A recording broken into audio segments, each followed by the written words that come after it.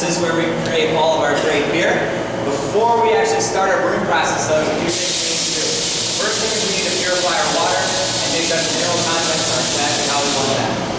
After all, beer is about 90% water. It is one of the most important ingredients in beer.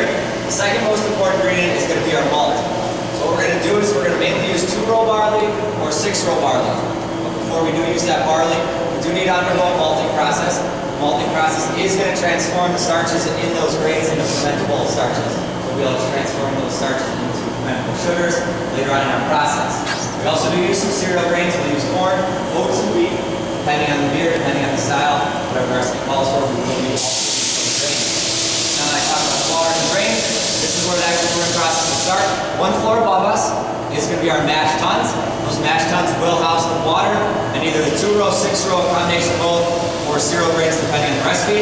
We'll cook those for a while. They'll transform those starches I was talking about into fermentable sugars. So now that we have our fermentable sugars, we're going to transfer all of that mash down here to our lauter tun. Our lauter tun is going to act like a giant coffee filter. It will strain out all those grains from our sugary water, which is called wort. W-O-R-T. It's spelled, pronounced wort though. After we get that sugary liquid of wort, it's going to go on down here to our brew kettles. We have 6 brew kettles. You can't see the other 3 because we're having some construction there. We do have 6 though, trust me. They're 18 feet deep and made of stainless steel. So once we get our wort down into there, we're then going to add our hops. Our hops are going to add 4 things to our beer. Bitterness, it contracts all the sugars. It is a very sugary liquid.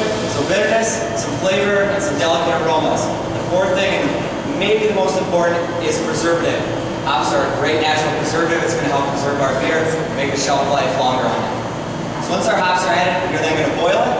Depending on the recipe, it is going to brew either longer or shorter. After it's done boiling, it's then going to ship on over to our fermentation building. Our fermentation building, not all you're going to be able to see this, but you can check on your way out, is going to be that brick building up over there. It's the red one, not the gray one. That is our fermentation building.